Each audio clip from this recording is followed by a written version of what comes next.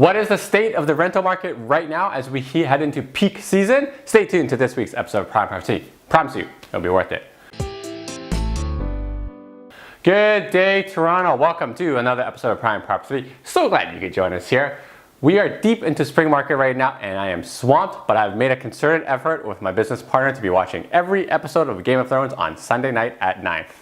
And wow, we just saw the end of the season just last weekend. 10 years of Game of Thrones ended just like that. Speechless, kind of bittersweet ending, but you know what? I won't talk anymore about it because of spoilers. On this week's episode of Prime Property TV, as of right now, renting a property is not that easy right now. 2 weeks ago, I talked about how an entire pre-construction condo can basically get leased in 3 weeks, which is over 500 units. If you missed that video, I'll put a link in the description below.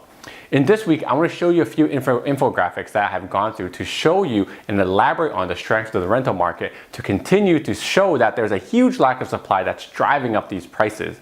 Now, Toronto officially became the most expensive city in Canada for renting a one-bedroom, including all of the data from apartments and condos. And the rate is $2,254 per month. That's nuts. That's insane. Despite a fairly stagnant and flat quarter-to-quarter movement in Q1, 1.8% only, we somehow made it to number one. It's ridiculous. We just beat out Vancouver. If you're watching this video, I suspect you're a real estate investor or a potential real estate investor, and this is good news for you because rental rates are going up very high still.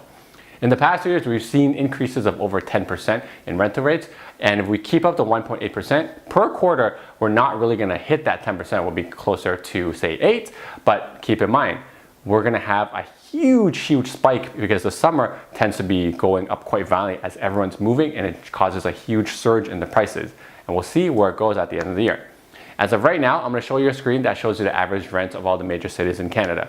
You can see in the infographic that I'm showing here that Vaughan is at the top end of all of Canada because the units are a little bit larger and it also has access to the subway now.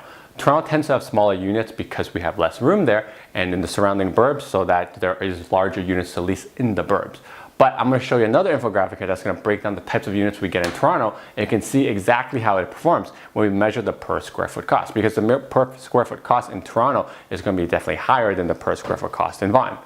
As with purchasing a pre-construction condo, the smaller the unit, the higher the per square foot cost tends to be, and you can see that on the chart right here. Now, for those of you who've been following my recommendations for years to buy in the downtown core because of employment, TDC, here's a further breakdown of how the postal codes and how rents fare. You'll be fairly happy to see that the condos I've been recommending on the screen right now are showing that it's doing quite well. They're all over $4 a foot, which is crazy high. We never thought we would get there a few years ago, but we are here now.